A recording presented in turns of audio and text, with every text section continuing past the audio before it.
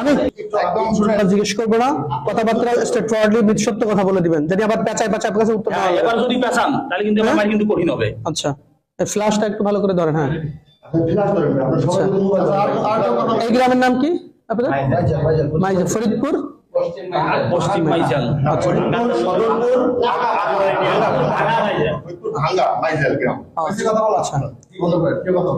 আমরা আসছি হচ্ছে ফরিদপুর মাইজেল ভাঙা, না ভাঙা মাইজেল গ্রাম, কালিয়া ইউনিয়ন। আচ্ছা আচ্ছা আচ্ছা। এখন এখানে আমরা এসে পেয়েছি একজন ইমাম সাহেব হচ্ছে এখানে নামাজ পড়াইতেছে এবং একই সাথে তিনি একজন খ্রিস্টান এবং এই এলাকার ভিতরে খ্রিস্টানদের দাওয়াতি কাজ করে। তো এই শবে বরাতের দিনও উনি নামাজ পড়াইছে, মোনাজাত করছে এবং ইনার পিছনে যারা নামাজ পড়ছে এদের নামাজ, খ্রিস্টানের পিছনে তো নামাজ হয় না সাধারণত। আচ্ছা, এরপরে হচ্ছে আরেকজন হচ্ছে মোটামুটি জেলা দায়িত্বে আছেন, উনি হচ্ছে জেলা দায়িত্বে আছেন খ্রিস্টানদের এই ফরিদপুরের। আচ্ছা, এখন বলতেছি, এখন সর্বশেষ যে ইমাম সাহেবকে দাওয়াত দিছে ওই ইমাম সাহেবের মাধ্যমে আমরা জানতে পারছি যে তিনারা খ্রিস্টান।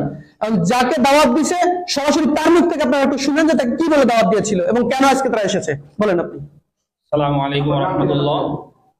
আমি শফিকুল ইসলাম, আমি বাবুনগর মাদ্রাসায় পড়ালেখা করছি, সাথে হাটাজারি মাদ্রাসায় উলুমুল হাদিস পড়াশোনা করছি 2 বছর। আমি এই এলাকায় নতুন ইমাম নিয়োগ হয়েছি, সেই সুবাদে ওনাদের সাথে আর কি আমাদের একজন মুসল্লি বিভিন্ন জনের সাথে পরিচয় করাই দিচ্ছিল। বিভিন্ন জনের সাথে পরিচয়ের সুবাদেই ওনার সাথে আমার পরিচয়, ওই মুসল্লি ওনার সাথে আমার সাথে পরিচয় করাই দিচ্ছে। পরিচয়ের পর্যায়ে উনি আমাকে বলতেছে যে ভাই আসেন, আমরা তো একই শ্রেণীর মানুষ, দুজনই আলেম, তাহলে আমাদের পরিচয়টা আর একটু গভীর হোক।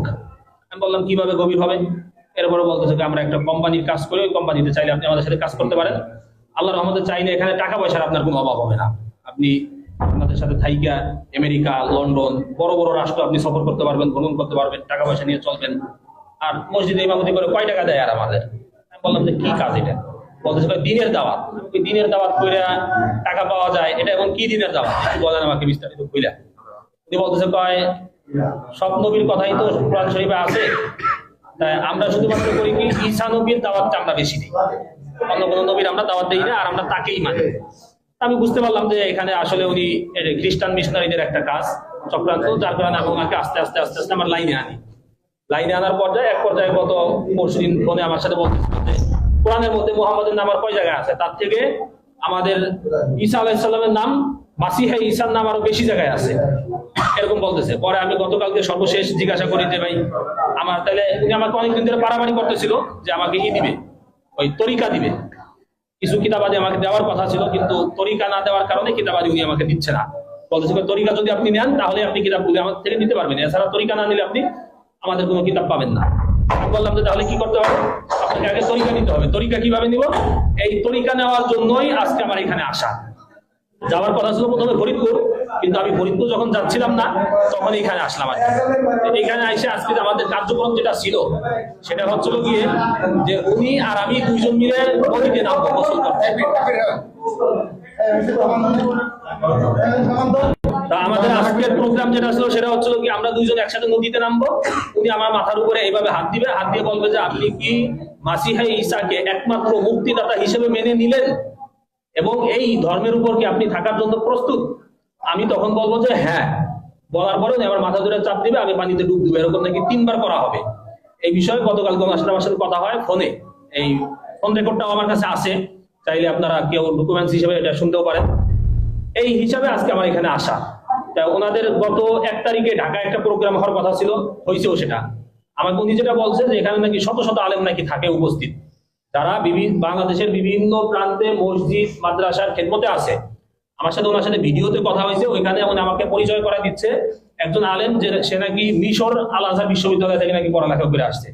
তাই উনি আমাকে যখন পরিচয় করাই দেয় তখন উনি এখান থেকে বলতেছে কাইফা হাল। আমিও এদিক থেকে বললাম যে কাইফা হাল ইয়া আখি আলহামদুলিল্লাহ বিখাইর, এরকম বললাম। এরপরে দেখুন উনি আবার বাংলা বলতেছে। বুঝলাম যে উনি মিশর থেকে পড়ালেখা করে যদিও আসে নাকি সত্য না মিথ্যা আল্লাহ জানে, তবে উনি আর কি আরবি কিছু পারে।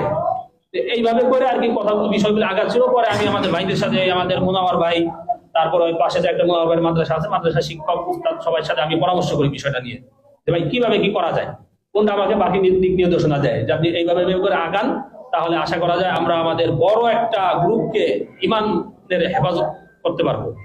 এই হচ্ছিল আমাদের আজকের বিষয়াদি। বাদ বাকি কথা তাই আশা করি স্বীকার করবে, স্বীকার করতে হবে এই জন্যই কারণ ওনার সকল প্রকারের ডকুমেন্টস আমাদের কাছে অলরেডি আছে, আমার কাছে আছে। এই যে কিতাবগুলি দেখতেছেন, এই কিতাবগুলো উনি আমাকে আগে অনেকবার বলছে যে কিতাবগুলো ওনার কাছে আছে, কিন্তু দিবে না কেন? তরিকা না নিলে নাকি কিতাব দিতে পারবে না। এই জন্য গতকাল আমি আসছিলাম ওনার মসজিদে, আইসে আমি মসজিদ থেকে ওনার কিতাবগুলো ওনার আমাকে দেখায় নাই, কিন্তু আমি সিস্টেম করে আমি দেখছি কিতাবগুলো, আমি দেখে গেছি। এই কিতাব আর তরিকা এই দুইটা নেওয়ার জন্য আজকে মূলত এখানে আসা। তো আমি আপনাদের কাছে আবেদন করবো যে টাকা, হ্যাঁ কিছু টাকাও দেওয়ার কথা ছিল। আমার সাথে ওনাদের একজন আছে, আলেম আছে, যে কুমিল্লা আছে, মুফতি আকিদুল ইসলাম, কুমিল্লা দাউদকান্দিতে আছে, একটা মসজিদের ইমামতি করে, সাথে একটা দাখিল মাদ্রাসা উনি শিক্ষকতা করে। তো ওনার সাথেও আমার সাথে গতকালকে কথা হয়েছে প্রায় 20 মিনিট এই হোয়াটসঅ্যাপে, এটাও আমার কাছে কল রেকর্ড আছে। ওনার বাড়ি কোথায় কিছু বলছে মুক্তা? উনি আমাকে আগে বলছিল গোপালগঞ্জ, কিন্তু উনি তো মাত্র স্বীকার করলো যে আকিদুলের বাড়ি নাকি বাগেরহাট, এরকম বলছে।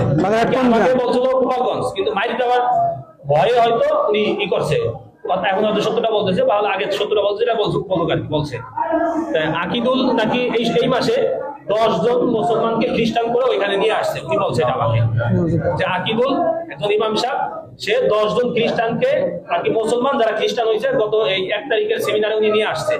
সেমিনারে আমার যাওয়ার কথা ছিল, কিভাবে যাইতে হবে, কিভাবে মসজিদ থেকে ইমাম, হ্যাঁ সেও একজন দাউদকান্দি একজন ইমাম, তারা ইমাম কিনা এই ব্যাপারে আমি এটা জিজ্ঞাসা করি রে, এটা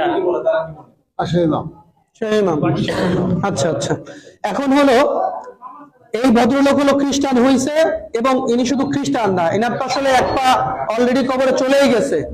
তো ইনি এখন এই গ্রামে দাওয়াতি কাজ করে, এই মসজিদের ইমাম সাহেব, এবং এই অঞ্চলে উনি খ্রিস্টানদের দাওয়াতি কাজ করেন। এখন আপনার নাম হলো, আপনার নামটা বলেন। হাবিবুল্লাহ বাহারি। আচ্ছা, প্রথমে পরিচয় দিয়েছিলেন কি? মাওলানা মুফতি হাবিবুল্লাহ বাহারি।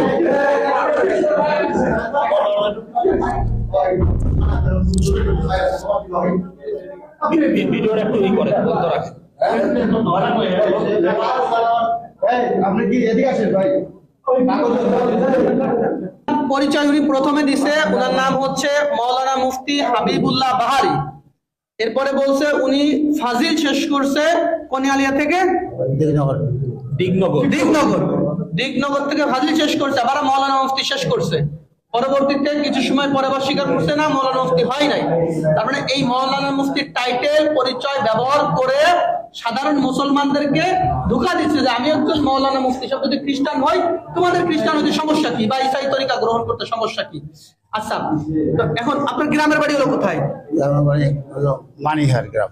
মানিহার গ্রাম, থানা গোপালগঞ্জ, জেলা গোপালগঞ্জ। জেলা গোপালগঞ্জ, থানা গোপালগঞ্জ, মানিহার গ্রাম।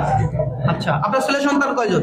3 বাচ্চা, 2 মেয়ে 1 ছেলে। আচ্ছা, আপনি এ পর্যন্ত দাওয়াত দিয়ে আকিদুল্লাহ খ্রিস্টান বানাইছেন? জি। আচ্ছা, শুধু আকিদুল্লাহ। শুধু আকিদুল্লাহ।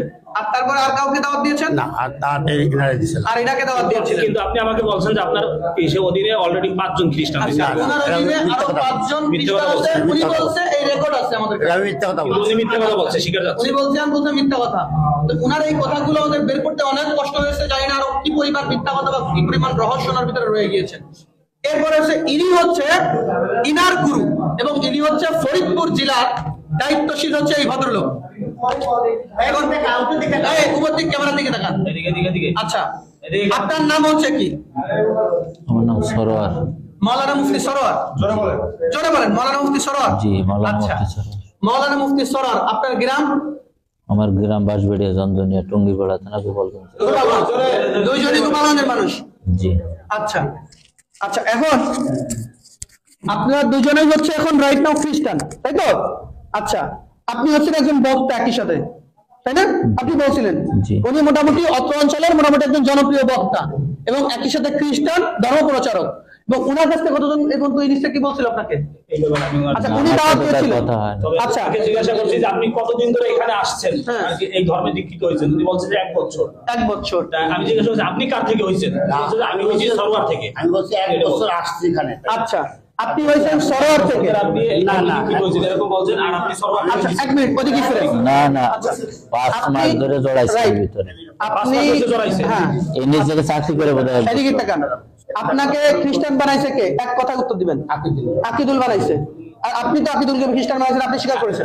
তাহলে আপনি যে একমতে 4 রকমের কথা বলতেছেন, আপনারা সরাসরি খ্রিস্টান কে বানাইছে আপনি বলছেন প্রথম ইনা কথা, ইনি হচ্ছে এই জায়গার প্রধান। আমি সত্যি কথা বলি। এক মিনিট, আপনার খ্রিস্টানের দাওয়াত দিছে উনি, স্টেট ফরওয়ার্ড কথা বলবেন। উনি দেশে চুপ, আর কোনো কথা হবে না, উনি আপনাকে দিছে। তাহলে আপনি বলছেন যে এই পর্যন্ত আপনি কাউকে দাওয়াত দেন নাই। তারপরে হলো যে আপনি হচ্ছে নিজে খ্রিস্টান হয়েছেন, এরপরে আপনি বলছেন আপনার ভাই যে বলছে যে উনি মানে অনেক টাকা পায়, হ্যাঁ, যার কারণে ওই টাকা নিয়ে উনি ফ্ল্যাট নিয়ে ঢাকায় থাকে। একজন ইমাম সাহেবের পক্ষে তো ঢাকায় ফ্ল্যাট নিয়ে 2-3টা ফ্ল্যাট নিয়ে থাকা কি সম্ভব? বলেন। তার মানে উনার মাধ্যমে হাজার হাজার মানুষ খ্রিস্টান হওয়া সম্ভব, কারণ উনি একটা কমিউনিটির লিডার, এই যে ইনি, এবং উনার টাইটেল হলো উনি মাওলানা মুফতি। এগুলো হলো প্রতারণা। হ্যাঁ, এবার গত মাসে 1 লাখ টাকা কামাইছে, তাই না? তাই বলছে, ভিডিও আছে। আচ্ছা, আর আপনি এক মিনিট, আপনি উনাকে দাওয়াত দিয়েছেন, স্ট্রেট ফরওয়ার্ড করে বলবেন, উনাকে দাওয়াত দিয়েছেন তো অনেক আগে। জি দাওয়াত দিয়েছেন। জি। ওকে, আপনি বলছেন যে আপনি কেউ দাওয়াত দেন নাই। এই একজন পাওয়া গেল আপনাদের খ্রিস্টান, ওই একজন পাওয়া গেল উনি উনাকে দাওয়াত দিয়েছেন। আচ্ছা আচ্ছা, এই হলো আমাদের অবস্থা। আর এইরকম অবস্থায় সারা বাংলাদেশে এইরকম অসংখ্য মানুষ পাওয়া যাচ্ছে যারা এই ধরনের প্রতারণা আমাদের মুসলমান কমিউনিটির সাথে করতেছে। ওনারা দুজনে খ্রিস্টান, অথচ ওনারা টুপি দাঁড়িয়ে এখনো ওনাদের লিপস্টিক আছে। তার মানে এটা হলো মূলত আমাদের সাথে প্রতারণা, সাধারণ মুসলমানদের সাথে প্রতারণা। এইভাবে এই দেশটাকে তিলে তিলে এই খ্রিস্টানরা দখল করে ফেলতেছে। আমাদের বান্দরবন, খাগড়াছড়ি, এই সমস্ত জায়গাগুলো, আমাদের দিনাজপুর, সব জায়গায় একই অবস্থা ভাই। তো এই জন্য এই যে ইনাদের আপনাদের কাছে কোনো তথ্য ফিরে দেওয়া পারে। চেষ্টা করে দেব। আচ্ছা, যাই হোক, এই হলো অবস্থা আমাদের। তো আমরা ওনাদেরকে পাইছি, এই হলো কিতাব। এই কিতাবের মাধ্যমে, এই কিতাবের নাম দিয়েছে কিতাবুল মুকাদ্দাস, অথচ এই কিতাবের নাম হিন্দুদের মানে খ্রিস্টানদের ধর্মগ্রন্থের নাম হচ্ছে বাইবেল। কি নাম? বাইবেল। ওদের নাম হলো বাইবেল। এরা মুসলমানদেরকে প্রতারণা করার জন্য, হ্যাঁ, কই? আচ্ছা, এই যে হচ্ছে ওনাদের মূল ইশার নাম হচ্ছে a translation of the holy bible, অর্থাৎ এটা ট্রান্সলেশন, অনুবাদ করা হয়েছে হোলি বাইবেল থেকে, পবিত্র বাইবেল থেকে। তো অনুবাদ করা হইলে এটা কিতাবুল মুকাদ্দাস হলো কিভাবে?